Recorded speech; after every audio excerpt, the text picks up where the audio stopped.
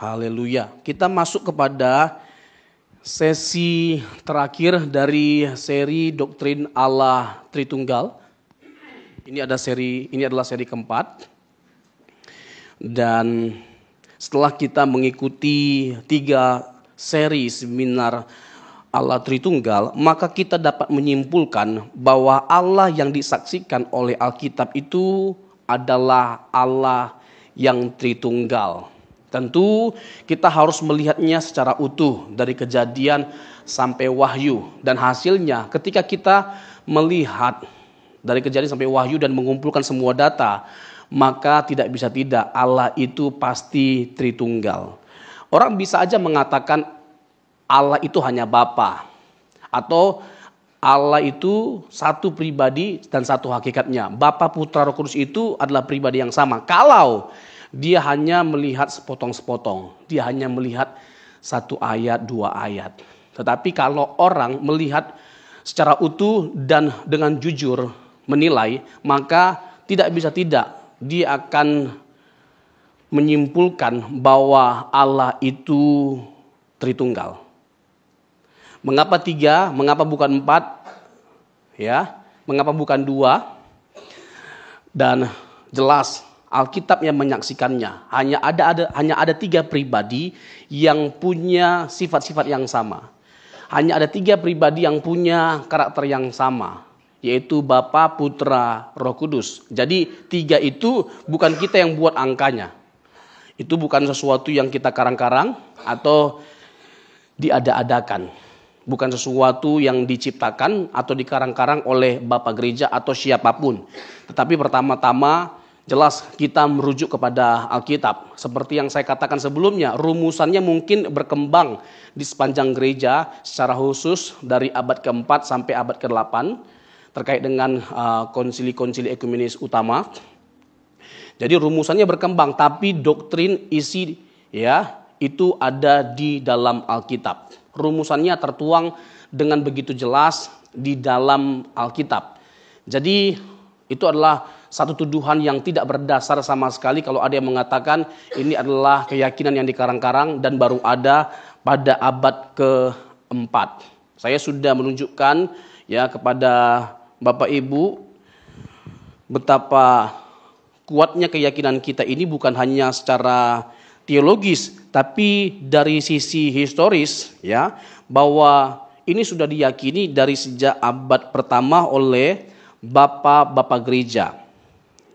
Seperti Clement dari Roma, seorang murid dari Petrus, lalu ada Polikarpus, lalu ada Ignatius, ada Hippolytus, ada Theophilus, ada Justinus Martir, dan ini dari abad 1 dan abad yang kedua. Jadi lompatannya terlalu jauh kalau dituduhkan baru ada abad ke-4. Ini orang kurang jauh belajarnya. Jadi kalau kita adalah orang-orang yang belajar, kita bisa dengan mudahnya menjawab semua tuduhan yang ada. Contoh hal yang praktis yang mungkin sudah umum kedengarannya bagi setiap kita. Doktrin ini tidak alkitabiah karena istilahnya nggak ada. Kalau kita masih ingat, pernah saya katakan bahwa istilahnya memang tidak ada. Dari Kejadian sampai Wahyu tidak akan pernah kita temukan istilah Tritunggal. Tetapi nggak ada istilahnya bukan berarti tidak alkitabiah. Karena kita tidak sedang membangun doktrin berdasarkan istilah, tapi rumusannya, konsepnya itu ada. Dari Kejadian sampai Wahyu. Bahkan seperti yang saya katakan dari permulaan Alkitab kita, yaitu kitab Kejadian, bahkan pasal yang pertama sudah kita lihat benih ketritunggalan Allah itu disingkapkan. Boleh sekali lagi kita lihat Kejadian 1 ayat 1 sampai ayat yang ke-3. Pada mulanya Allah menciptakan langit dan bumi. Yang pernah saya katakan kata Allah di sini adalah Elohim. Ini adalah sebuah indikasi adanya kejamakan pada diri Allah. Elohim itu menyatakan kejamakan. El atau Eloah itu tunggal. Pada mulanya Allah menciptakan langit dan bumi. Jadi Allah yang jamak pribadinya itu melakukan satu karya secara bersama-sama. Lalu di breakdown lebih lagi keterlibatan dari ketiga pribadi itu dalam menyatakan sebuah karya. Ayat yang kedua.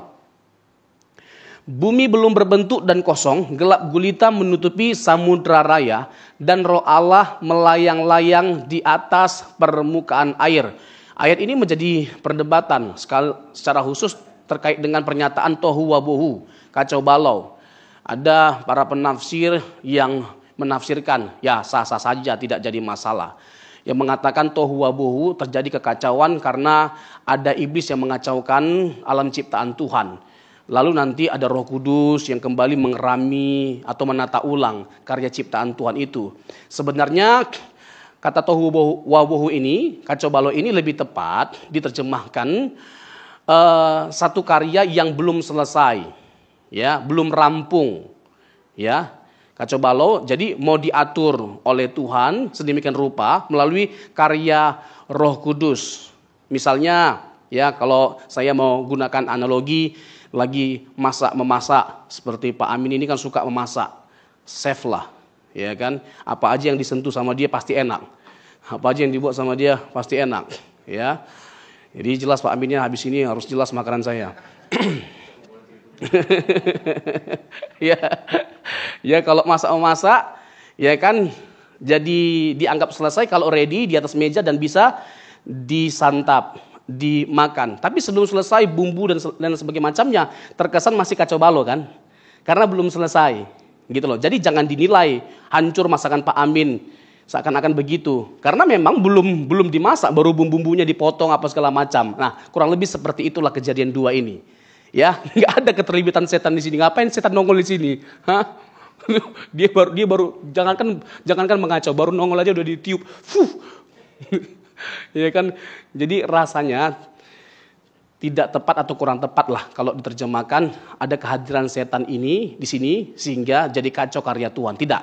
Tapi memang karena memang belum selesai, lalu ada keterlibatan dari ketiga pribadi itu dalam karya penciptaan. Jadi bumi belum berbentuk dan kosong, gelap gulita menutupi samudera raya, dan Roh Allah melayang-layang di atas permukaan air. Jadi ada keterlibatan Roh Kudus di sini. Lalu bagaimana dengan Yesus yang adalah Sang Firman, Sang Logos, ayat ketiga.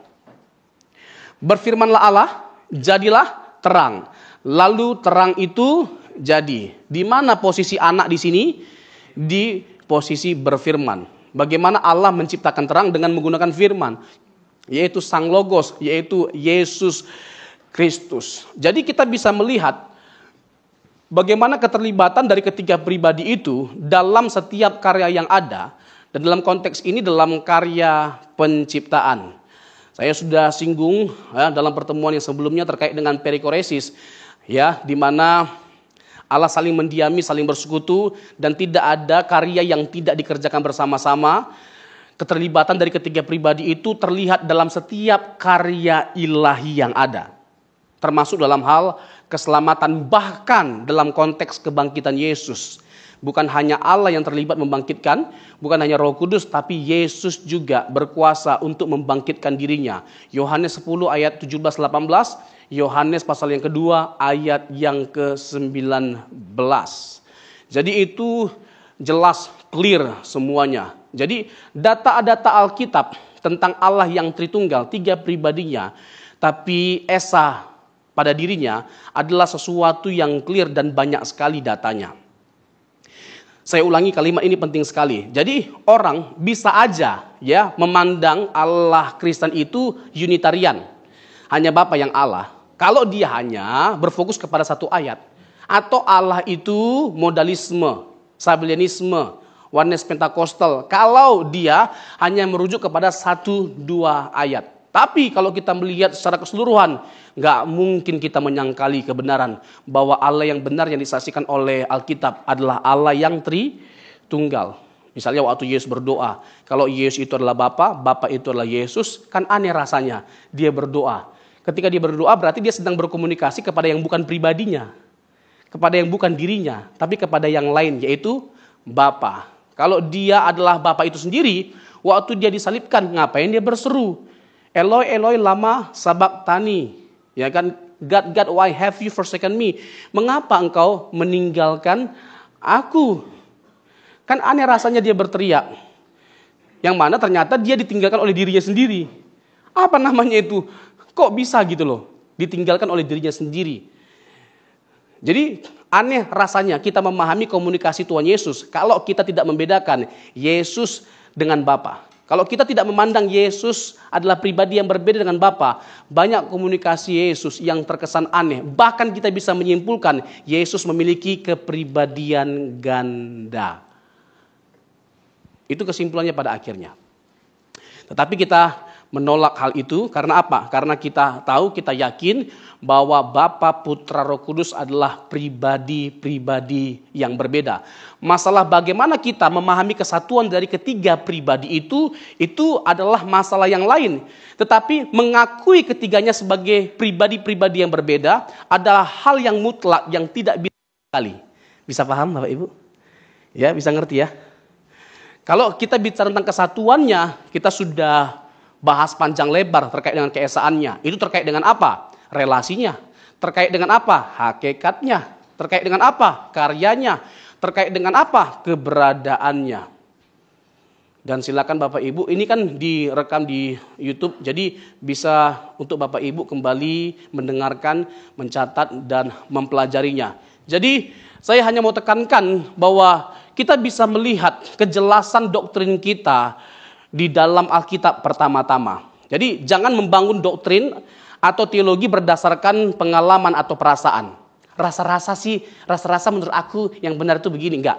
Alkitab harus yang menjadi landasan utama bagi kita membangun sebuah doktrin. Bahkan doktrin itu adalah sesuatu yang berotoritas, berwibawa dalam kita membangun pengajaran, dalam kita membangun kehidupan. Jadi itu hal yang pertama atau yang utama yang harus kita ingat. Dan saya sudah singgung dalam 3 pertemuan sebelumnya terkait dengan doktrin Tritunggal. So, dengan kacamata Tritunggal kita bisa melihat Allah yang disaksikan oleh Alkitab secara konsisten dan logis. Ya. Konsisten dan logis. Kesatuan dan kejamakan pribadi Allah Tritunggal itu disaksikan secara menyeluruh dari Kejadian sampai Wahyu. Kalau tidak dengan kacamata Tritunggal, kita mendalami Alkitab, kita melihat Alkitab, maka banyak dari apa yang Alkitab saksikan itu sulit untuk dipahami, bahkan akan terasa sangat aneh. Ya. Jadi bangun doktrin itu, teologi itu nggak boleh hanya melihat satu ayat. Ya, nanti bisa jadi gini. Kalau hanya melihat satu ayat, bisa memang hanya Bapa yang Allah atau Dwi Tunggal, Dwi Tarian. Ya. Tapi kalau melihat keutuhannya, bukan Dwi Tunggal, bukan Unitarian, tapi misalnya contoh nih, Yohanes 1 ayat 1, coba. Yohanes 1 ayat 1. Dengan mudahnya kita bisa mengerti apa yang saya maksud. Pada mulanya adalah firman. Firman itu bersama-sama dengan, dan firman itu adalah berapa pribadi di sini? Berapa pribadi? Kalau hanya sekedar melihat ayat ini doang, bangun doktrin Allah, berarti Allah yang benar itu adalah Allah yang Dwi Tunggal. Betul nggak? Jadi begitu nggak? Jadi begitu. Nah, kalau orang yang seperti ini membangun doktrin udah salah, udah fatal, sempit sekali pola pikirnya dalam menginterpretasikan sebuah teks. Ya, Alkitab itu ya bukan hanya sekedar kita butuhkan untuk membangun sebuah pengajaran namanya sola scriptura, tapi juga tota scriptura. Jadi bagaimana melihat Alkitab itu secara utuh, secara menyeluruh. Nah, di kesempatan lain kita bisa melihat bagaimana Roh Kudus yang adalah pribadi yang setara dengan Bapa dan Yesus disaksikan. Yohanes 14, 15, 16. Coba Yohanes 15 ayat 26. Ketiga pribadi disingkapkan di sini.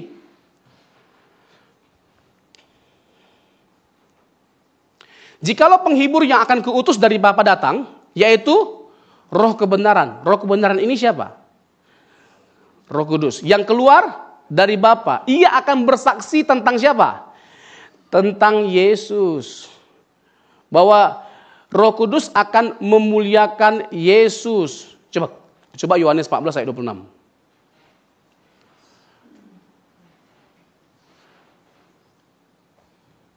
Ini ayat 26 ya. Enggak terpotong ayatnya. Oh, Kudus yang akan diutus oleh Bapa dalam namaku.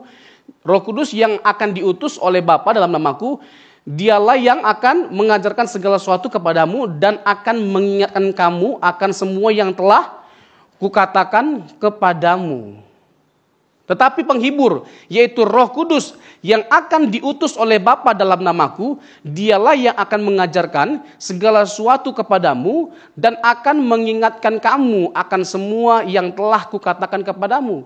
Jadi Yesus bukan hanya memberitahu kepada kita, akan ada pribadi lain nih. Ya, ada pribadi lain yang datang yang juga adalah penolong, yang juga adalah penghibur, yang juga adalah sang kebenaran, sama seperti Yesus. Artinya dengan kata lain, Roh Kudus yang akan datang itu adalah pribadi yang setara, yang sehakikat dengan Yesus. Dan disingkapkan karyanya itu, pekerjaannya apa? Bahwa dialah yang akan mengajarkan segala sesuatu kepadamu dan akan mengingatkan kamu akan semua yang telah kukatakan kepadamu. Ini nggak mungkin nggak Roh Kudus. Apa yang Yesus ajarkan kepada setiap kita? Bahwa dia diutus oleh Bapa. Apa ya yang dikerjakan oleh Yesus sebagai utusan Bapa untuk menyelamatkan umat manusia lewat kematian dan kebangkitan? Itu clear sekali. Jadi nggak mungkin nggak Roh Kudus. Apa yang dikatakan, apa yang dikerjakan oleh Tuhan Yesus, itulah yang diajarkan oleh Roh Kudus. Nggak mungkin bertentangan. Ya, nggak mungkin Roh Kudus keluar dari itu. Udah pasti itu karya Roh Kudus bagi setiap kita. Yohanes pasal 16 ayat 14. Nah, ini sesuatu yang sangat menarik sekali untuk kita perhatikan sama-sama. Ia akan apa? Memuliakan aku. Sebab ia akan memberitakan kepadamu apa yang diterimanya daripadaku. Karya Roh Kudus jelas memuliakan Yesus Kristus. Memuliakan Yesus dalam konteks Injil Yohanes ini menarik. Yaitu apa? Membawa setiap orang percaya kepada Yesus. Dan karena percaya kepada Yesus mereka diselamatkan. Yohanes pasal 20 ayat 30 dan 31. Ini inti utama dari Injil Yohanes. Dikatakan apa? Memang masih banyak tanda lain yang dibuat Yesus di depan mata murid-muridnya yang tidak tercatat dalam kitab ini. Tetapi semua yang tercantum di sini telah dicatat supaya kamu apa? Percaya bahwa Yesus adalah Mesias, anak Allah. Dan apa? Supaya kamu oleh imanmu memperoleh hidup dalam namanya. Jadi apa yang bisa kita simpulkan dari ayat ini? Bahwa Yesus itu adalah Mesias. Yesus itu adalah juru selamat. Jadi kalau kita mau selamat datang kepada siapa?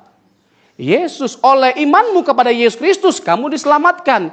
Nah, karya Roh Kudus menggiring, membawa setiap orang kepada kebenaran ini. Jadi kalau dikatakan Yohanes 14, 15, 16 itu bukan Roh Kudus, tapi Mr. M, itu kan ngaco. Apakah Mr. M membawa setiap orang untuk percaya Yesus adalah Tuhan? Apakah Mr. M membawa setiap orang untuk selamat itu dengan percaya Yesus? Kan tidak. Berarti jangan paksakan dong Mr. M.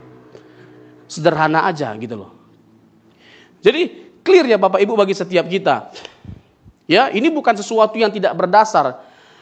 Ya, jadi ajaran tentang Tritunggal itu secara filosofis bahkan itu bisa dipertanggungjawabkan. Bukan hanya secara teologis tapi juga secara historis. Jadi ini luar biasa kokohnya, kuatnya. Masalah orang merasa masih susah untuk menerimanya karena nggak bisa dipahami dengan sempurna, yaitu urusan dia. Tapi coba kita pakai logika kita, dengan fair kita menilai. Allah itu memang nggak bisa dipahami dengan sempurna, nggak bisa dijelaskan dengan sempurna, nggak bisa dipahami dengan sempurna. Adalah sebuah kesombongan, kepongahan pada akhirnya kalau kita merasa bahwa kita harus percaya sempurna dulu baru percaya. Itu kesombongan. Nggak mungkin. Karena apa? Kita terbatas. Allah tak terbatas. Bagaimana mungkin kita yang terbatas bisa memahami yang tak terbatas secara sempurna? Nonsen itu. Seperti yang saya katakan sebelumnya. Jangankan Allah dengan seluruh keberadaannya. Satu sifat Allah saja nggak mungkin kita bisa pahami dengan sempurna. Misalnya kemahabesarannya. Bisakah kita memahami kemahabesaran Allah dengan sempurna? Bisakah kita menjelaskan kemahabesaran Allah dengan sempurna? Nggak mungkin. Satu sifat loh itu. satu sifat Allah. Jangankan sifat Allah, alam semesta ini saja masih mengandung begitu banyak misteri yang belum terpecahkan sampai saat ini. Apalagi Allah. Bagaimana mungkin kita menuntut baru percaya kalau bisa pahami dengan sempurna? Itu kan konyol. Aneh rasanya. Dan itu sudah terjadi pada Bapak gereja bernama Agustinus pada abad yang keempat. Dengan pongahnya dia merasa bisa menjelaskan Allah Tritunggal dengan sempurna. Lalu ada pengalaman spiritual ketika dia ke pantai. Lihat anak lagi gali lubang. Terus ditanya, untuk apa kau bangun itu, kau gali lubang itu? Untuk memindahkan air laut itu ke sini. Ya kan, sontak dia tertawa. Tetapi sebenarnya secara tidak langsung dia juga menertawakan dirinya. Apa bedanya sama kamu, kata anak itu. Ternyata itu adalah malaikat dalam cerita yang beredar. Ternyata itu adalah malaikat. Jadi untuk menghajar kesombongan Agustinus yang merasa bahwa dia bisa dengan sempurna menjelaskan Allah yang Tritunggal itu. Jadi nggak mungkin. Jadi Bapak Ibu, ya jangan terkecoh. Bapak Ibu jangan jadi terkesan rendah diri hanya karena doktrin ini sukar atau nggak bisa dijelaskan dengan sempurna. Justru itu adalah kebenaran.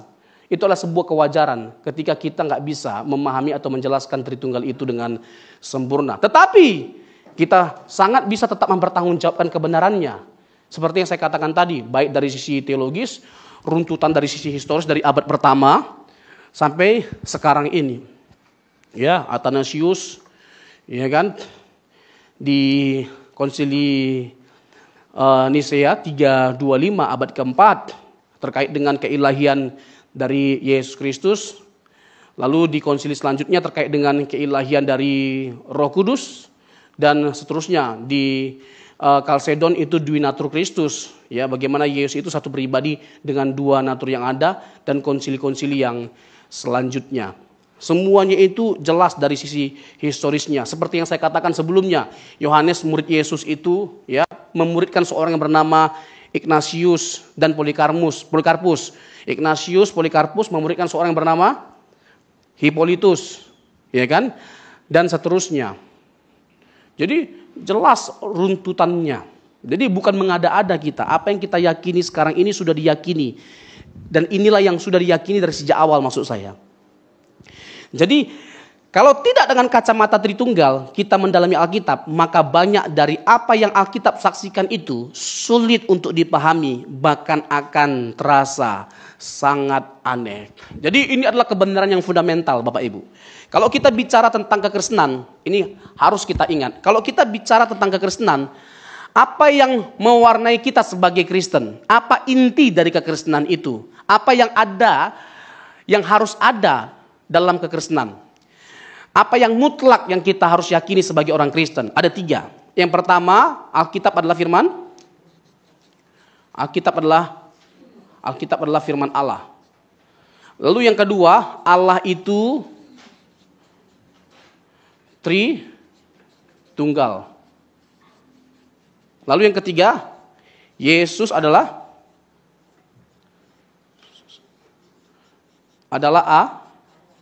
Allah. In ilahi, ketika dia berinkarnasi, dia punya dua natur, dan insani, ilahi dan insani. Alkitab mencatat karakteristik keilahian Yesus dan karakteristik dari kemanusiaan Yesus.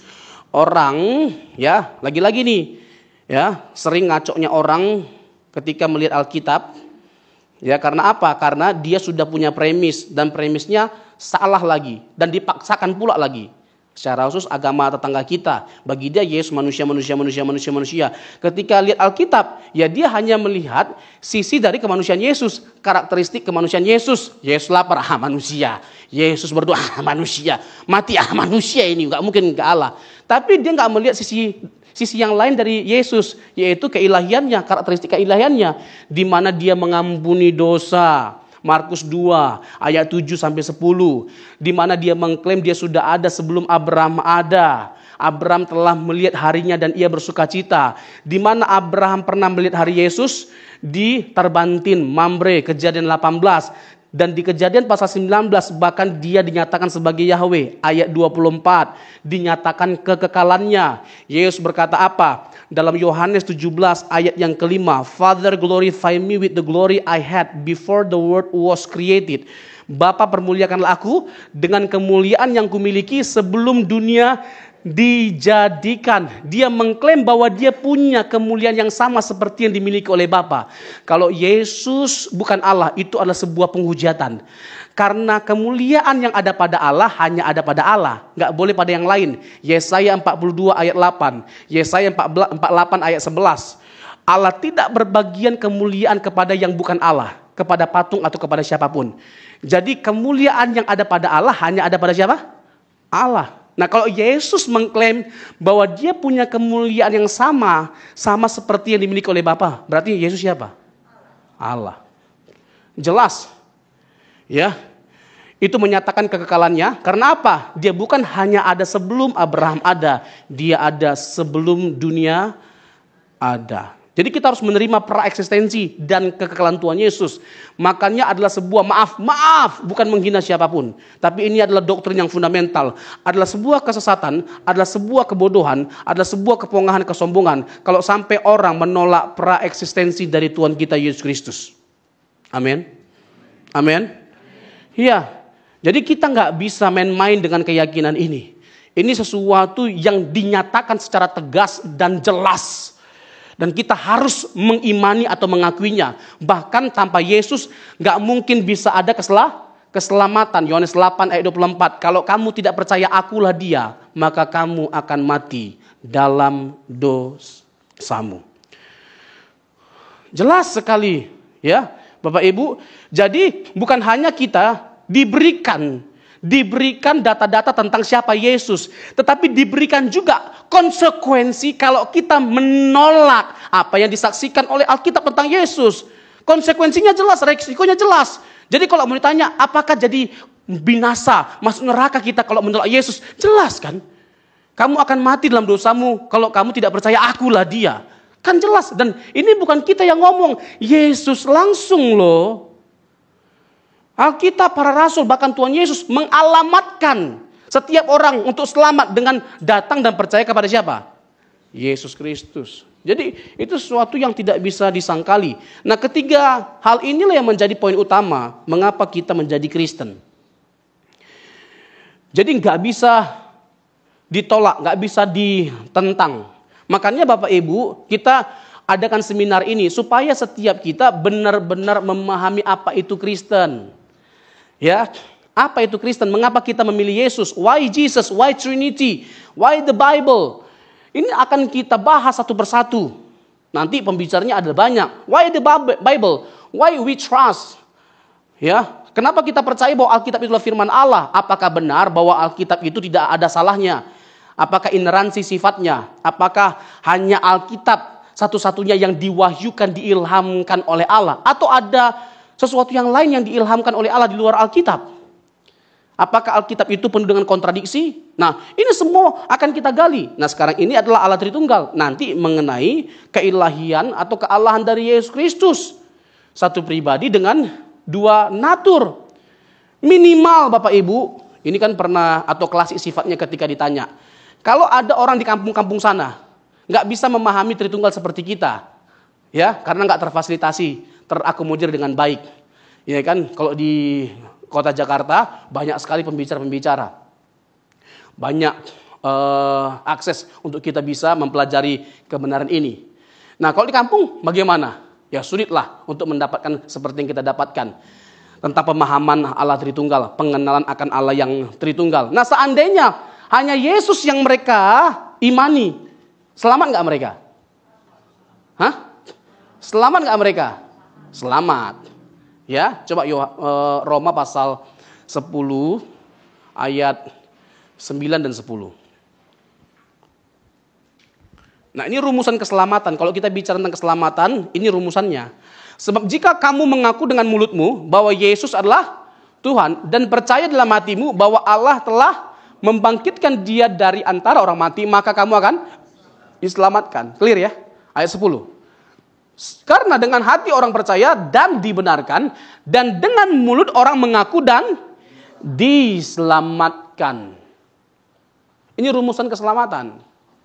Ya, jadi kalau kita bahkan punya konsep yang berbeda-beda tentang Allah Tritunggal itu, it's okay, no problem. Tapi untuk yang ini, Yesus adalah Allah, satu-satunya juru selamat yang menyelamatkan setiap kita. Ini harga mati. Kalau ditolak, kita pasti binasa. Udah, itu nggak usah diperdebatkan lagi.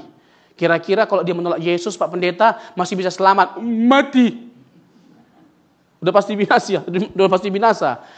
Matius pasal yang ke-16 itu terkait dengan pengakuan akan keilahian Yesus, yang mana setiap orang yang mengakui dirinya Kristen harus percaya sesuai dengan yang diakui oleh Petrus. Ya, you are the Messiah, the Son of the living God. Engkau adalah Mesias, anak Allah yang hidup. Itu diungkapkan oleh Yesus sebelum Tuhan Yesus disalibkan. Jadi sebelum Tuhan Yesus disalibkan, dia ingin menseragamkan pandangan para muridnya supaya sama dan satu kesaksian mereka terkait dengan Yesus. Ada pendeta-pendeta, keren sih kalimat-kalimatnya. Berdasarkan Matius pasal 16, ya kan, Tuhan mengizinkan setiap kita untuk memiliki pandangan personal tentang dia. Matius 16 itu, Bambang, bukan bicara tentang pandangan personal, tapi pandangan yang benar. Kalau pandangan personal, kan semua orang beda-beda. Semua orang itu beda-beda. Nanti pada akhirnya yang mana nih yang harus kita akui? Nah, Tuhan Yesus itu justru menghantam itu. Ketika dia berkata apa kepada Petrus? Berbahagialah engkau Petrus, karena bukan manusia yang mengatakannya, tapi Bapakku yang di sorga. Artinya, untuk bisa mengakui, mengenal Yesus dengan benar, kita butuh anugerah Bapa. It sounds amazing. Itu sesuatu yang luar biasa. It sounds great to hear. Ya kan, dikit-dikit aja bahasa Inggrisnya. Ya kan, coba Kisah Rasul pasal 16 ayat 31. Kisah Rasul 16 ayat 31. Apa yang Paulus tegaskan? Percayalah kepada Tuhan Yesus Kristus dan engkau akan selamat, engkau dan seisi rumahmu. Bapak Ibu, kalau ayat seperti ini tolong dihafal ya. Ya. Ini penting sekali untuk penginjilan. Apalagi kalau Bapak Ibu itu punya beban dalam tanda petik, ya, tanggung jawab untuk membawa keluarga atau saudara-saudara Bapak Ibu kepada Tuhan kita Yesus Kristus. Nah, ayat seperti ini harus dihafal. Lalu Kisah Rasul pasal yang ke-12 ayat yang ke-4. Sebab di bawah kolong langit ini,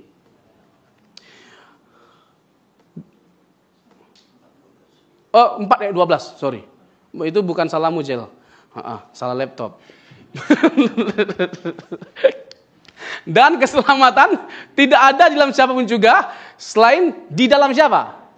Yesus. Sebab di bawah kolong langit ini tidak ada nama lain yang diberikan kepada manusia yang olehnya kita dapat diselamatkan. Ayat yang sangat familiar. Kalau kita sampai nggak hafal, jangan buka. Kalau sampai kita nggak hafal sih keterlaluan. Yohanes 14 ayat 6. Yohanes 14 ayat 6. Akulah jalan kebenaran dan hidup. Tidak seorang pun yang sampai kepada Allah Bapa kalau tidak melalui aku. Yohanes 14 ayat 6. Ini kan ayat yang sangat fundamental dalam kekristenan dan harus kita baca. Ini menarik sekali kalau saya bahas satu persatu, tapi nanti di doktrin kristologi, jalan kebenaran dan hidup. Jadi 3 hal ini, ya, nggak bisa tidak membawa kita pada kesimpulan Yesus itu harus Allah, pasti Allah. Ya kan, saya senang dengan kesimpulan C.S. Lewis. Ya, dengan kita melihat semua data-data tadi, Yesus mengklaim bahwa dia Allah secara tidak langsung dengan kerjaan Allah yang dia kerjakan, karya Allah yang dia kerjakan, atau otoritas pengajarannya. Jadi udah pasti Allah. Pada akhirnya hanya ada 3 kesimpulan kata C.S. Lewis. Yang pertama, Yesus itu adalah nabi. Yang kedua, Yesus itu adalah orang gila.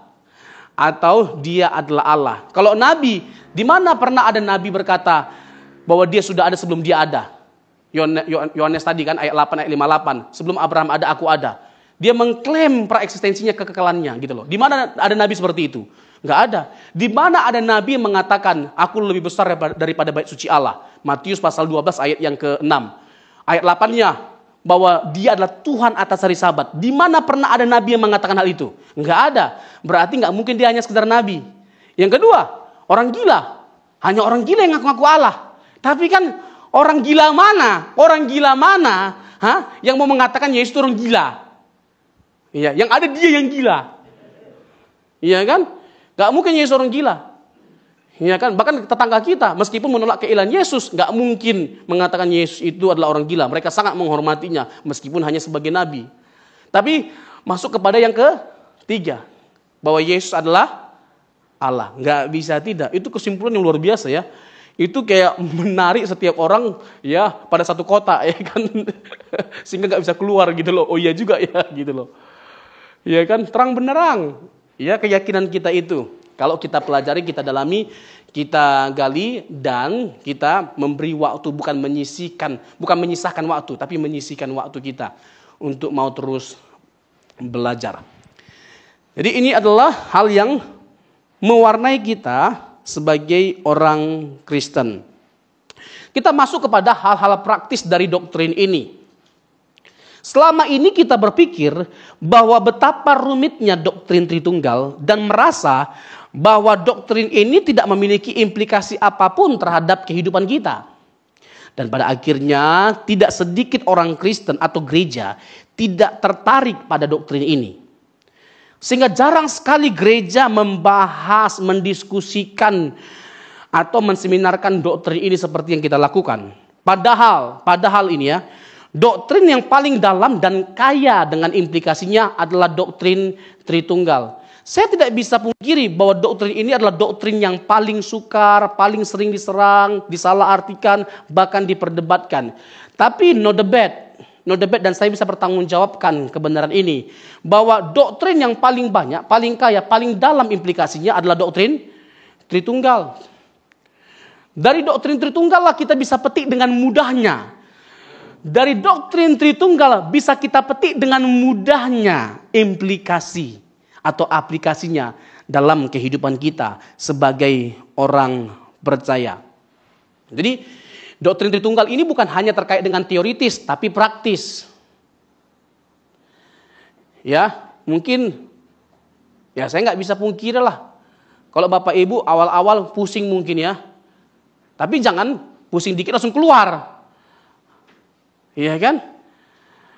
Itu sih salah lah. Ya kita memang nggak bisa pungkiri ini memang sukar. Tapi ya kita kalau tekun belajar pada akhirnya bisa memahami berulang-ulang kali. Yang sukar itu pun bisa kita kuasai pada akhirnya. Tapi mau nggak kita memiliki sifat atau semangat militansi yang luar biasa? Harus militan dalam kita menggali doktrin ini. Baru nanti ya berangsur-angsur kita mulai makin mengerti. Jangankan Bapak Ibu, saya, Bapak Gembala dan kita yang belajar teologi ya, sampai hari ini masih terus belajar tentang doktrin Tritunggal. Gak otomatis kita kuasai semuanya. Ya, meskipun saya sejauh ini bisa menjawab semua pertanyaan Bapak Ibu, bukan berarti saya mah tahu. Jauh kali, bukan hanya jauh kali. Ya. Jadi sampai saat ini pun masih terus ada penggalian yang saya lakukan, pembelajaran yang saya lakukan terkait dengan doktrin Tritunggal, bahkan terkait dengan doktrin-doktrin yang lainnya. Pada Allah yang bukan Trinitas, kita tidak mungkin bisa belajar, ini dia. Pada Allah yang bukan Trinitas, kita tidak mungkin bisa belajar tentang kasih. Kalau Allah itu hanya satu pribadinya dari sejak kekal, kasih jenis apa yang dia miliki? Itu kasih yang egois. Dia hanya mengasihi diri kita. Padahal Alkitab itu sangat jelas menekankan bahwa kita itu harus mengasihi sesama kita seperti diri sendiri. Artinya kita harus ada berbagian kasih satu dengan yang lainnya. Pada Allah yang bukan Trinitas, sekali lagi, kita tidak mungkin bisa belajar tentang kasih, persekutuan, dan juga kerendahan hati. Karena hal-hal tersebut hanya dimungkinkan ketika Allah jamak pribadinya. Kalau pribadinya cuma satu, bagaimana Allah dapat dikatakan kasih? Hanya ketika Allah itu jamak pribadinya, maka kasih itu dapat diaplikasikan. Di mana? Harus ada unsur-unsur kasih. Yaitu yang mengasihi dan dikasih, subjek kasih dan objek kasih. Dan yang seperti kita lihat dalam Alkitab, seperti yang sudah saya bahas dari awal tadi, ada Bapa, Putra, Roh Kudus. Bapa mengasihi anak, mengasihi Roh Kudus, begitu juga sebaliknya. Dan mereka itu adalah persekutuan yang sempurna dalam kekekalan. Tidak ada masa di mana hanya ada satu pribadi, yaitu Bapa. Tidak. Tetapi ketika pribadinya itu memang tiga pribadinya dari kekal sampai kekal. Ketrinitasan Allah adalah rahasia dari keindahannya. Sekali lagi, ketrinitasan Allah adalah rahasia dari keindahannya. Ini adalah kalimat seorang teolog, Michael Reeves namanya. Jika kita menyangkalnya, kita segera memiliki suatu Allah yang tidak memiliki sinar kemuliaan dan tanpa sukacita. Suatu Allah yang tanpa keindahan. Kehilangan martabat dan kuasa dari keilahian yang sejati. Ia juga kehilangan keindahannya. Namun jika kita mempercayai yang ini, bahwa Allah adalah Bapa, Anak, dan Roh Kudus, kita tidak dapat lari dari kenyataan, baik secara umum maupun secara detail, bahwa selain segala kualitas lainnya, Allah juga penuh keindahan. Kalimatnya bagi saya selain Alkitabiah, tapi keren banget gitu loh. Jadi membawa kita kepada kesimpulan bahwa hadirnya sukacita, hadirnya kasih, hadirnya persekutuan ya di dunia ini bagi setiap kita, karena itu menggambarkan Allah Tritunggal dalam kekekalan. Keindahan Allah Tritunggal terlihat pertama-tama pada dirinya. Ini namanya ad intra, Allah pada dirinya, relasinya ya, secara sosial. Di mana ketiga pribadi ada dalam kesatuan yang sempurna, kasih dan persekutuan yang sempurna pula. Dan, nah ini namanya ad extra, Allah yang menyatakan karya keluar. Dan ketiga pribadi ini ketika menyatakan karyanya, maka ketiganya terlibat bersama-sama. Sehingga dalam setiap karya yang dilakukan bersama-sama, terlihatlah persekutuannya, kasihnya, dan kesatuannya yang sempurna. Dan yang tidak kalah pentingnya adalah kerendahan hati juga adalah salah satu implikasi dari doktrin Allah Tritunggal, di mana tidak ada yang lebih besar atau yang lebih menonjol di antara ketiga pribadi Tritunggal. Dan bukankah ini juga adalah spirit dari gereja kita? Ya, meskipun setiap kita itu punya keunggulan, tapi kita mau belajar untuk menundukkan diri dan menjadi rendah hati. Tidak ada orang yang boleh menonjolkan diri. Ini kan sesuatu yang luar biasa, dan ini bisa kita dapatkan dari doktrin Tritunggal. Kerendahan hati dari Allah yang Tritunggal itu. Nanti menarik ketika saya membahas tentang kenosis atau inkarnasi dari Tuhan kita Yesus Kristus. Jadi terwujud secara sempurna pola kerendahan hati Allah itu dengan hadirnya Yesus Kristus Tuhan kita. Dia yang adalah Allah, rela datang menjelma menjadi manusia, menambahkan natur pada dirinya menjadi seorang hamba. Dan dia datang untuk melayani, bukan dilayani. Itu adalah kisah yang luar biasa tentang kerendahan hati. Dan tidak ada yang menandingi kerendahan hati dari Tuhan kita Yesus Kristus. Ketika kita melihat dia yang adalah Allah menjadi manusia, yang ada hanyalah kekaguman. Ya kan? Yang ada hanyalah terpesona lewat keindahan kasih yang Yesus tunjukkan, di mana dia merendahkan hati. Nah, saya masuk kepada poin-poin dari implikasi doktrin Allah Tritunggal. Yang pertama, Allah adalah kasih. Nanti Bapak Ibu, Bapak Gembala kita akan memberikan panjang lebar juga terkait dengan implikasi dari doktrin ini, atau menambahkan apa yang sudah saya jelaskan. Bisa ada kesamaan, tapi itu nggak jadi masalah, karena nanti ada sentuhan-sentuhan yang berbeda, saling melengkapi satu dengan yang lainnya, ya. Dan ini bisa terjadi, ya kan? Bisa terjadi meskipun ada dua pembicara membahas hal yang sama, ya kan? Tapi tetap bisa bersama-sama. Ini bisa terjadi karena apa? Kita memandang Allah yang Tritunggal. Amin. Puji Tuhan. Allah adalah kasih.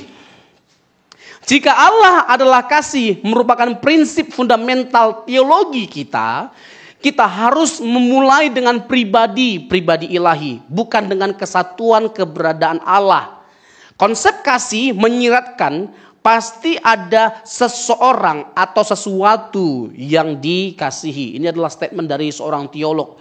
Dan bukunya itu tebal-tebal, segini-segini.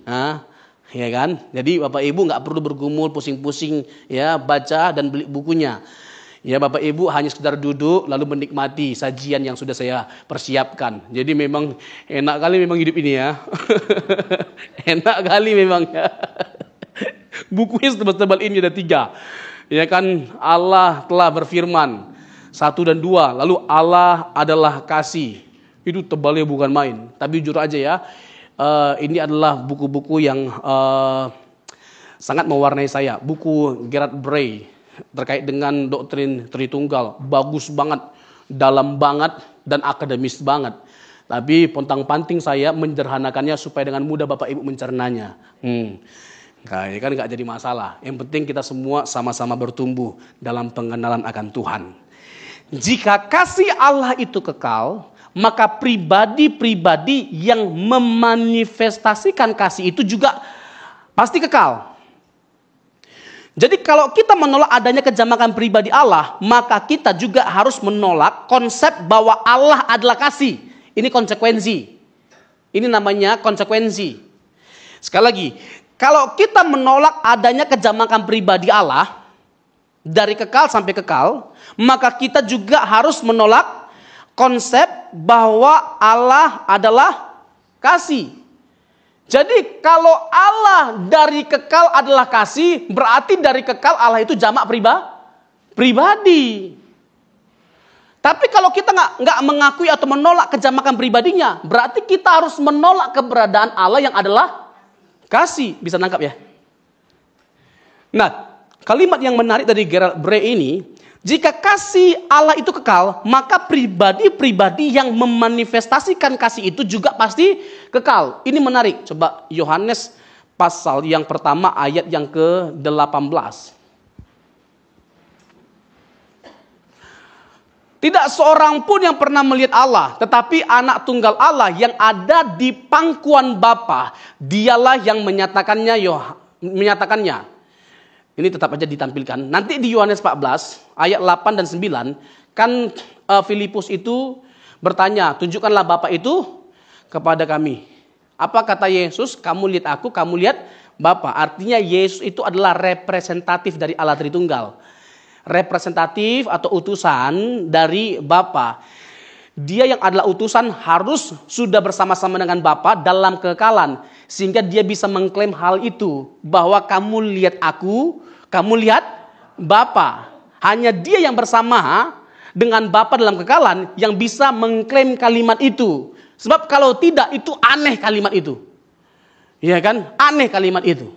Jadi sekaligus kalimat itu menyatakan identitas Yesus sebagai Allah dan kekal adanya. Kamu lihat aku, kamu lihat Bapa. Tidak seorang pun yang pernah melihat Allah.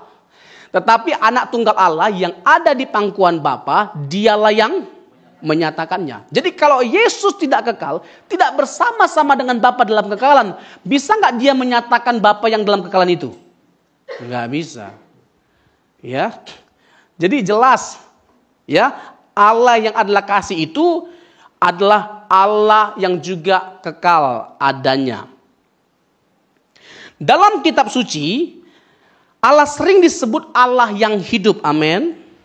Dia bukan Allah yang mati. Karena dikatakan dia Allah Abraham, Ishak dan Yakub. Artinya dia Allah yang hidup, bukan Allah orang mati.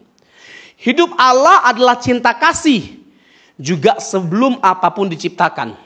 Sudah merupakan suatu komunion kasih maha sempurna. Maka sejak kekal Allah ialah komunion, persekutuan 3 pribadi yang mengamalkan hidup ilahi sebagai saling memberi dan menerima dalam kasih.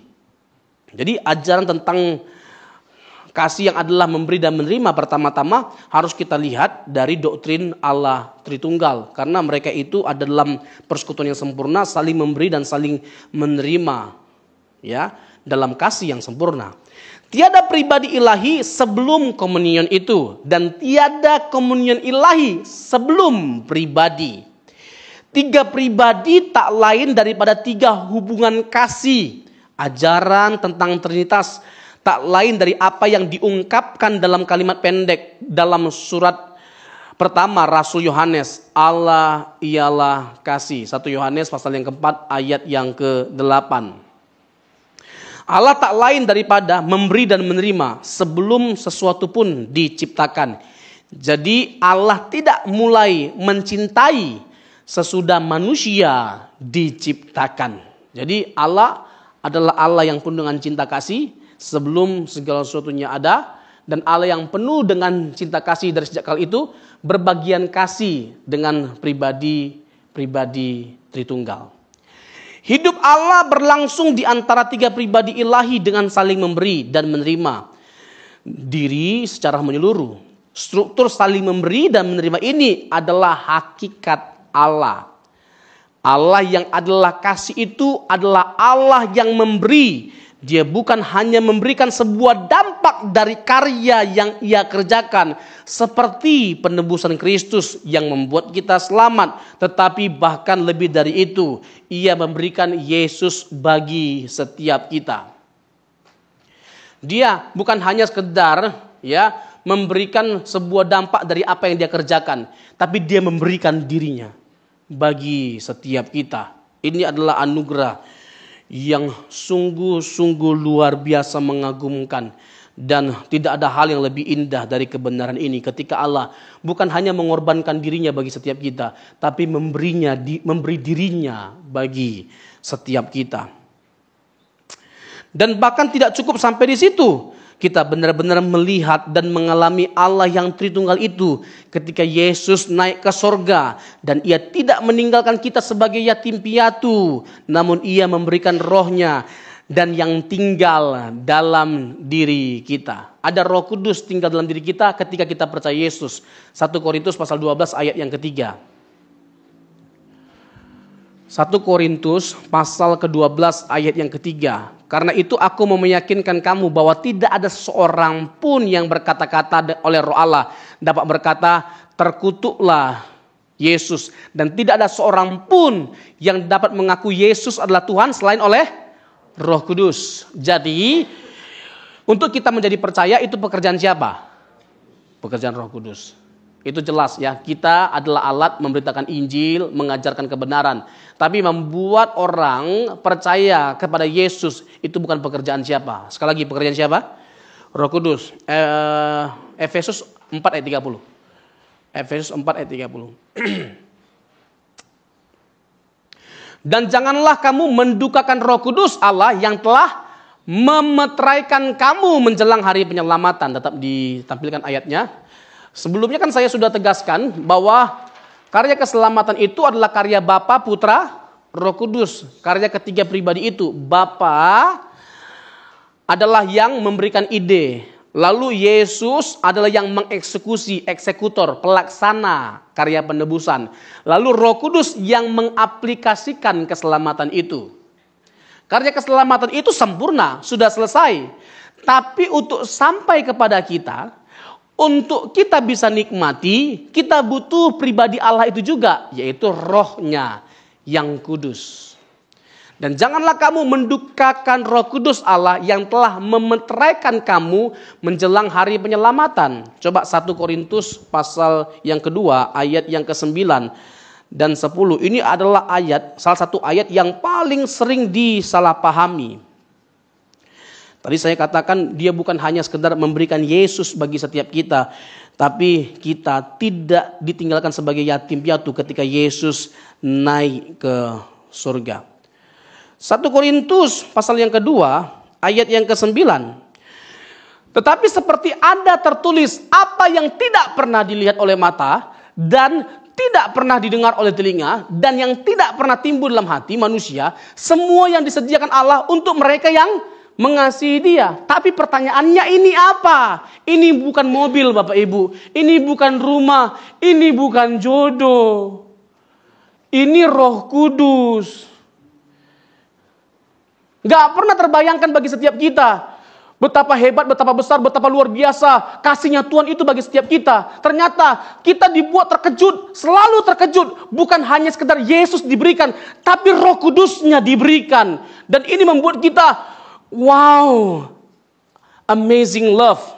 Kasih yang menakjubkan Allah berikan secara sempurna bagi setiap kita. Ayat 10-nya yang menjelaskan ayat 9 ini. Karena kepada kita Allah telah menyatakannya oleh Roh. Sebab Roh menyelidiki segala sesuatu, bahkan hal-hal yang tersembunyi dalam diri Allah. Nggak mungkin kita bisa mengenal Allah tanpa Roh Kudus. Nggak mungkin kita bisa selamat tanpa Roh Kudus. Makanya apa yang tidak pernah didengar oleh telinga, apa yang tidak pernah kita pikirkan, apa yang tidak pernah timbul dalam hati kita, diberikan Allah bagi setiap kita. Apa itu? Roh Kudus. Iya kan? Kan gak sedikit orang bersaksi seperti itu ya. Aku diberkati oleh Tuhan luar biasa. Berhasil pada akhirnya proyek aku. Itu sesuatu yang gak pernah timbul dalam hatiku, gak pernah kupikirkan, gak pernah terdengar oleh telinga. Atau mungkin kita juga pernah seperti itu. Nah, tapi sekarang udah terbuka mata kita bahwa ternyata ayat itu bukan itu maksudnya. Bukan saya gak percaya Allah pemberi. Ya kan, pada kesempatan lain, dengan teks atau konteks yang lain, kita bisa melihat Allah sebagai sang pemberi berkat. Tapi untuk konteks ini please, ya, nggak ada hubungannya dengan jasmani, materi, nggak ada apa. Ya, ini hubungannya terkait dengan apa? Pemberian Roh Kudus bagi setiap kita. Dan itu sesuatu yang nggak pernah kita duga. Sebegitu baiknya Tuhan. Sebegitu baiknya, sebegitu luar biasanya cintanya sama kita gitu loh. Udah Yesus diberikan, gak cukup hanya di situ kasihnya itu. Masih berlanjut dengan Roh Kudus diberikan bagi setiap kita. Sehingga tergenapi dengan sempurna karya keselamatan yang dikerjakan oleh Yesus itu. Dia membawa kita sampai kepada surga. Makanya kita juga gak punya motivasi lain selain membawa Bapak Ibu bukan hanya sekedar semakin mengenal Allah, tapi juga semakin mengasihi Allah yang sudah memberikan segala-galanya bagi setiap kita. Kita nggak punya motivasi lain. Ini kan kita bukan hanya dari Igrea, dari bermacam-macam gereja. Dan kita nggak ada punya spirit untuk Bapak Ibu pada akhirnya di sini. Di sini aja ya bergereja, nggak ada. Tapi kita membawa setiap Bapak Ibu, dari manapun Bapak Ibu, untuk sama-sama kita belajar makin mengenal Allah dan makin mencintai Allah. Bukan hanya sekedar how to be a theology lovers, but Jesus lovers. Ya kan? Ya kan, agak bahasa Inggris lah dikit kan. Artinya saya pun bingung. Allah memanggil kita, tentu bukan hanya sekedar seminar ini diadakan, tentu bukan hanya sekedar untuk kita bisa semakin mencintai teologi, tapi menjadi pecinta Tuhan Yesus. Gagal kita Bapak Ibu kalau nggak ke sana tujuannya, arahnya. Ya, gagal seorang pendeta kalau tidak membawa dalam setiap khotbahnya, tidak membawa dalam setiap pelayanannya, tidak membawa setiap orang semakin mencintai Yesus. Tidak gagal pendeta kalau hanya sekedar jemaatnya 2 orang, 10 orang. Gak gagal, Pak. Tapi sekalipun jemaatnya 5.000, kalau hanya dirinya aja, prestasi dirinya, kebanggaan dirinya yang disampaikan terus dalam setiap khotbahnya, itu gagal. Amin. Ya, jadi Yesus Kristus yang kita suarakan, kita gemakan, kita sampaikan. Pak Ketua masih lama nih Pak Ketua ya waktunya? 55 menit. Oh 5 menit. Nanti kayaknya waktu tulangku ambil sedikit kayaknya Pak Gembala. Jadi jelas Allah itu adalah kasih. Dan Allah yang adalah kasih itu adalah Allah yang memberikan segala-galanya bagi setiap kita. Nah, tidak ada daya pemersatu yang lebih kuat selain kasih. Dan kasihlah pemersatu yang paling sempurna. Dan dengan kekuatan kasihlah Allah Tritunggal itu menyatakan dirinya dan karyanya. Tanpa kasih tidak ada keindahan. Jadi kita bisa mengungkapkan kebenaran dari Allah yang Tritunggal ketika dikatakan bahwa Allah adalah kasih.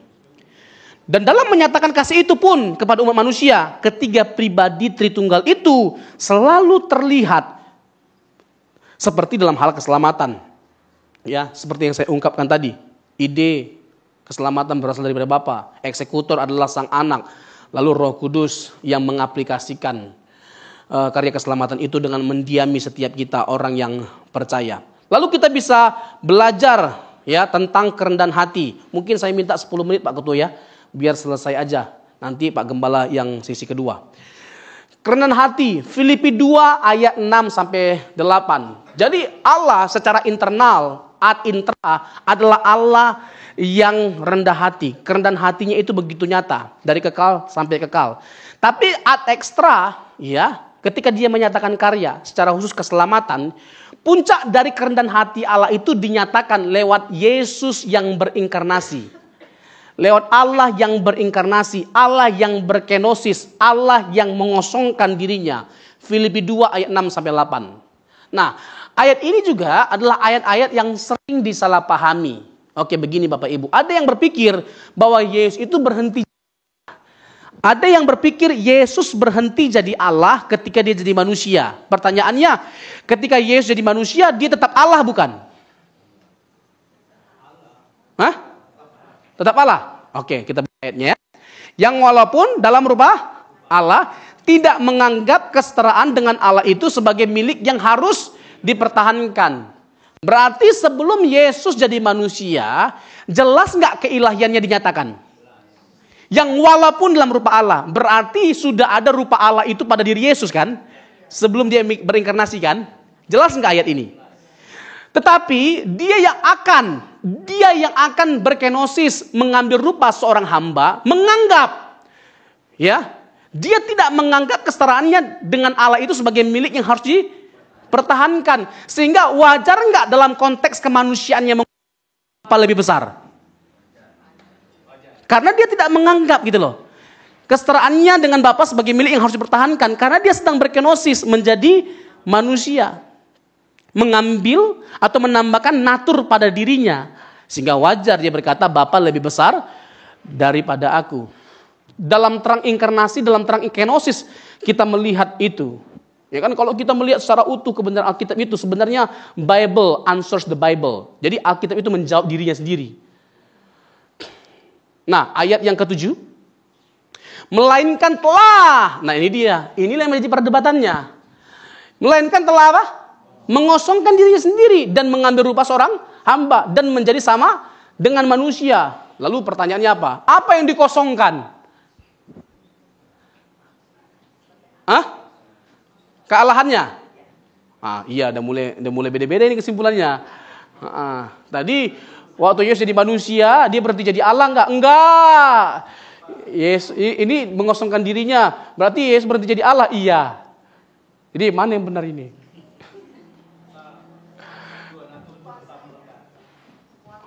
Oh, kuasanya. Oke.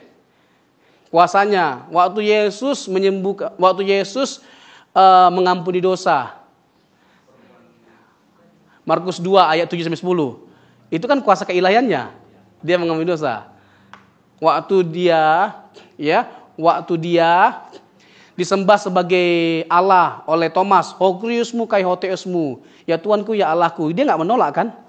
Berarti hilang enggak kealahannya? Waktu dia lahir, malaikat kasih tahu bahwa dia ini Tuhan. Jadi meskipun dia bayi, dia tetap Tuhan. Lukas 2 ayat 11. Ya kan, udah mulai beda-beda kita di kesimpulannya.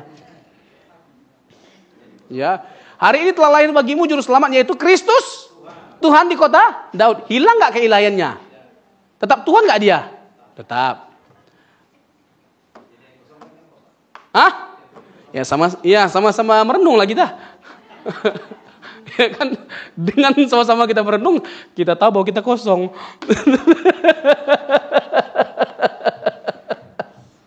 Kembali ayat 7, Filipi 2 ayat 7.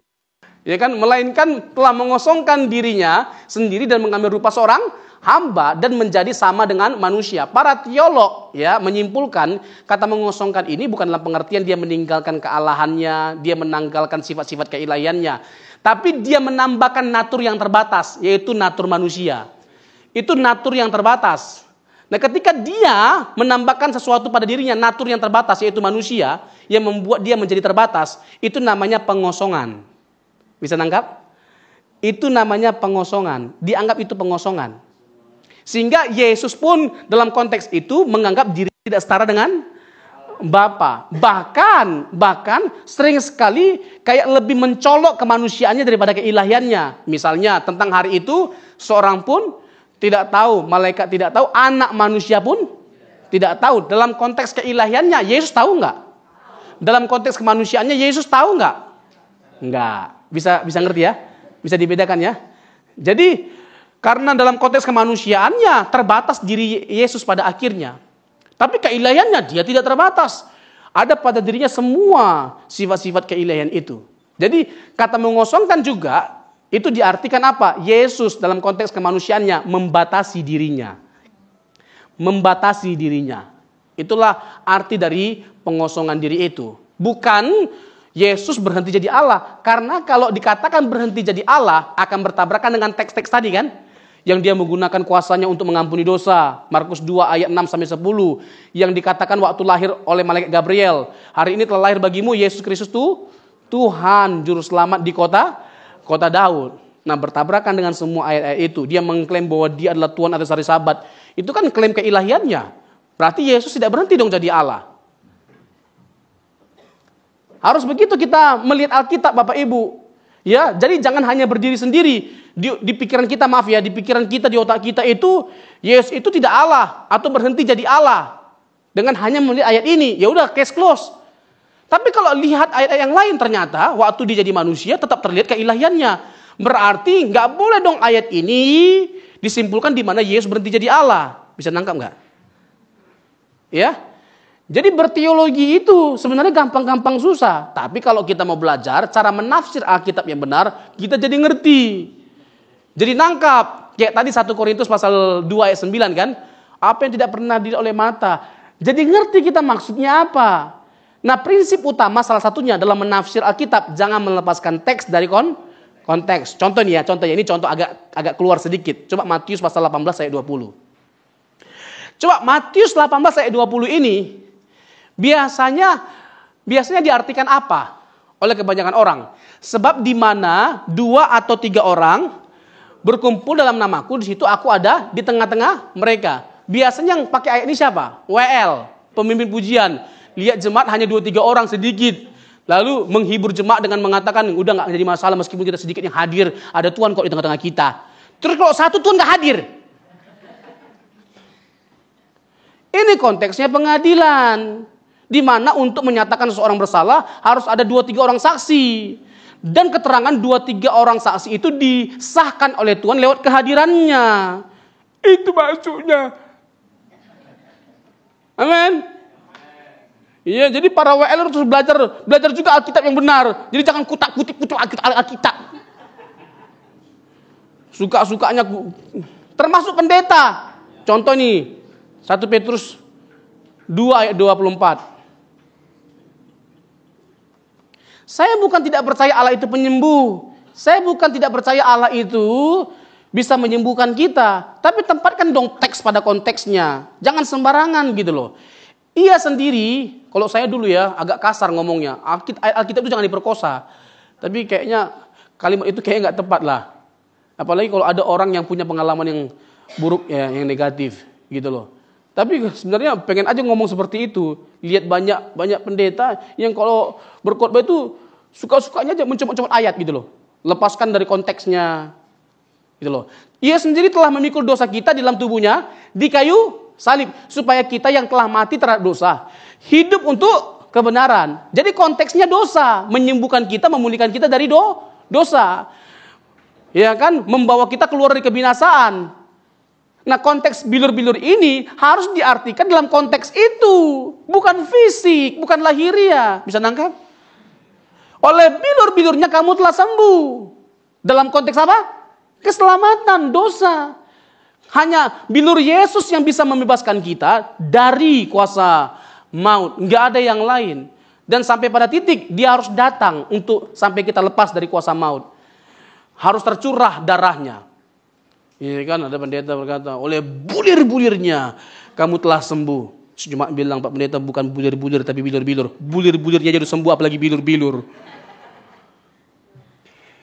Ya, sebenarnya masih banyak lagi ayat-ayat yang populer lah, yang disalah artikan. Tapi saya rasa itu cukup. Jadi berdasarkan Filipi 2 ayat 5 sampai 8, kita dapat memberikan beberapa catatan penting untuk kita renungkan bersama-sama karena memberikan aplikasi yang begitu luar biasa.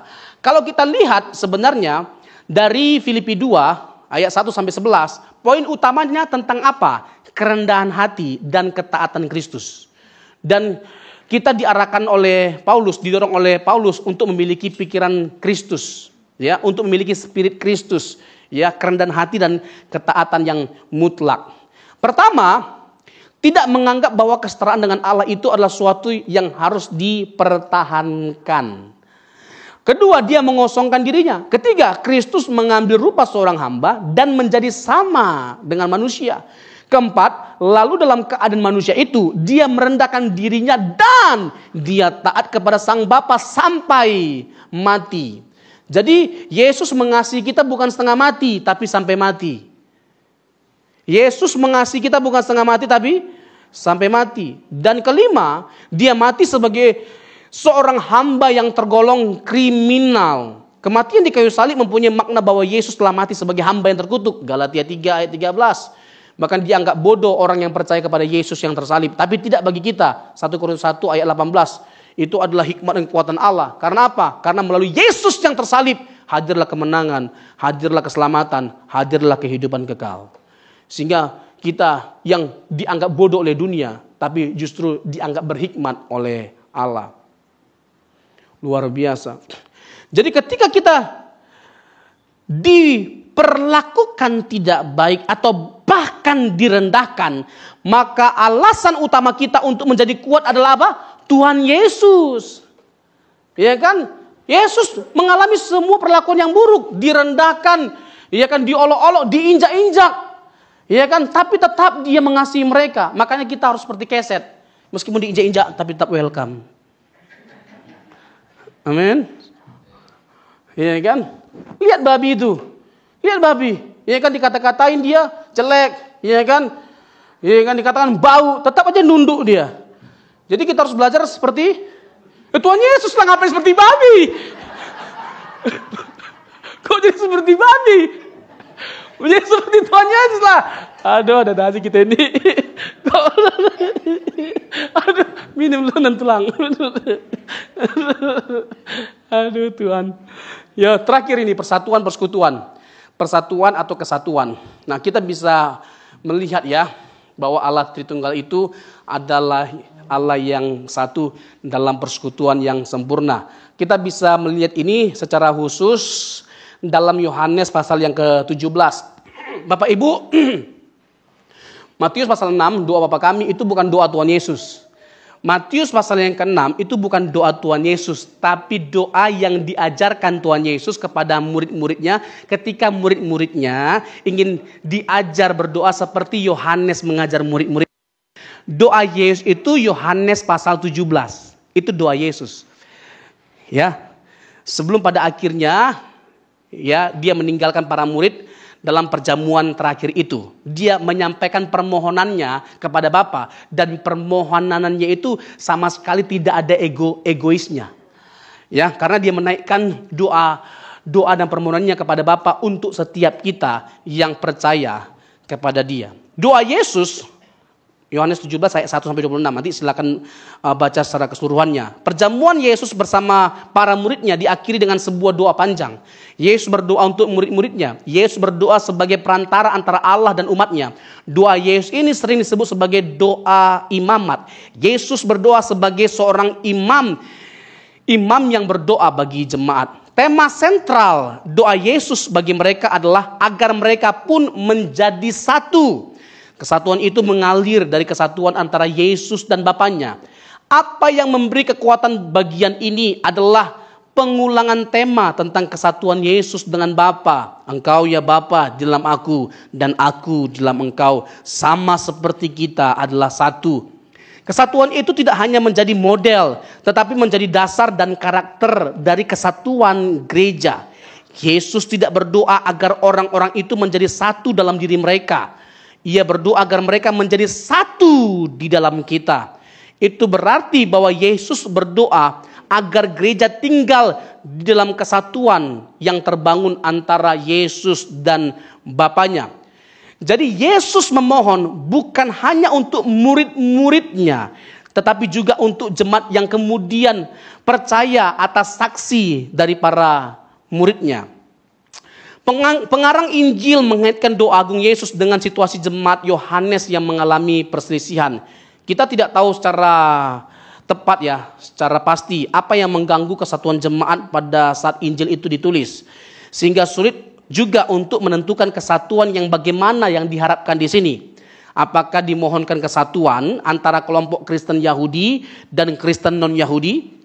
Ataukah kesepakatan dalam ajaran seperti yang ditekankan oleh surat-surat pastoral atau Efesus dan juga surat pertama Yohanes. Tetapi yang pasti dalam konteks Injil Yohanes, kesatuan kasih kiranya lebih utama ketimbang kesatuan organisasi. Dimohonkan kesatuan yang mencerminkan kesatuan kasih antara Bapa dan Anak. Dan kesatuan itu harus jelas kelihatan bagi dunia. Jadi biarlah orang bisa mengenal Allah yang benar, Allah yang kita yakini.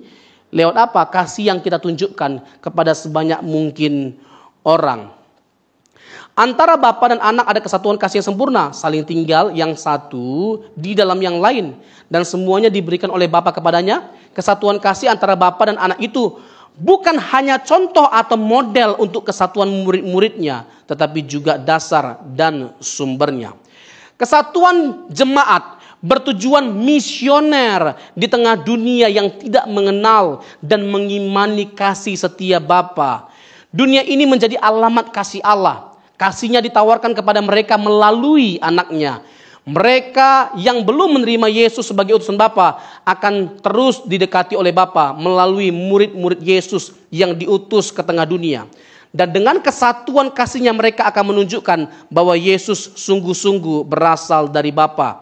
Kesatuan kasih umat menantang orang-orang luar untuk menerima Yesus sebagai utusan Allah. Dan dengan demikian menerima pula kasih Bapa. Nah, menarik Bapak Ibu, keindahan Allah Tritunggal kita aplikasikan dalam diri kita sebagai orang percaya. Alkitab itu sering mengungkapkan bukan hanya tentang siapa Allah, tapi apa yang Allah inginkan. Tapi sebelum Allah menyatakan keinginannya, kehendaknya, lebih terdahulu dia menyatakan siapa dengan karakternya, siapa dirinya dengan karakternya. Jadi ada prinsip penyataan tentang diri Allah, lalu tanggapan dari penyataan Allah itu. Allah ingin supaya setiap kita memberikan respon atas karakternya yang dinyatakan. Sebagai contoh, Alkitab berkata Allah itu adalah kasih. Coba kita buka 1 Yohanes 4 ayat yang ke-8. Ini terakhir Bapak Ibu ya. Terakhir ya. 1 Yohanes 4 ayat yang ke-8. Barang siapa tidak mengasihi, ia tidak mengenal Allah, sebab Allah adalah kasih. Jadi diperkenalkan dulu Allah yang benar itu Allah yang seperti apa. Dia adalah kasih. Baru Allah memberikan perintah bagi setiap kita. Ayat 10 dan 11-nya. Di pasal yang sama masih. Ayat 10 dan 11-nya. Inilah kasih itu. Bukan kita yang telah mengasihi Allah, tetapi Allah yang telah mengasihi kita dan yang telah mengutus Anaknya sebagai pendamaian bagi dosa-dosa kita. Ayat 9-nya tadi, boleh ayat 9-nya. Saudara-saudaraku, dalam hal inilah kasih Allah dinyatakan di tengah-tengah kita, yaitu bahwa Allah telah mengutus Anaknya yang tunggal ke dalam dunia supaya kita hidup olehnya. Jadi kita saling mengasihi satu dengan yang lainnya. Seperti Allah mengasihi setiap kita, maka kita juga harus mengasihi Allah dan sesama kita. Jadi sebelum Allah memerintahkan kita, terlebih dahulu kasihnya dinyatakan. Terlebih dahulu karakteristik Allah yang adalah kasih itu disingkapkan. Sebelum pada akhirnya Tuhan memberikan 10 hukum Taurat kepada Musa, kepada bangsa Israel, Allah telah terlebih dahulu menyatakan kasih karunia-Nya dengan membawa bangsa Mesir keluar dari Mesir. Jadi selalu terlebih dahulu ada kasih karunia Allah, baru Dia nyatakan hukum atau kehendak untuk kita bisa taat kepada Dia. Lalu yang terakhir, ini benar-benar terakhir dari yang terakhir. Ini benar-benar terakhir. Allah adalah terang. Alkitab berkata Allah adalah terang. 1 Yohanes 1 ayat 5 sampai 7. 1 Yohanes 1 ayat 5 sampai 7. Allah adalah terang, lalu Allah yang dinyatakan sebagai terang itu menginginkan supaya setiap kita hidup dalam terang. Dan inilah berita yang telah kami dengar dari Dia dan yang kami sampaikan kepada kamu. Allah adalah terang dan di dalam Dia sama sekali tidak ada kegelapan. Ayat 6. Jika kita katakan bahwa kita beroleh persekutuan dengan Dia, namun kita hidup di dalam kegelapan, kita berdusta dan kita tidak melakukan kebenaran. Jadi karena Allah itu adalah terang, maka kita harus menjauhkan perbuatan-perbuatan gelap atau perbuatan-perbuatan jahat. Sekian pemaparan materi saya ya dalam pembahasan doktrin Allah Tritunggal di sesi yang terakhir. Tuhan Yesus memberkati.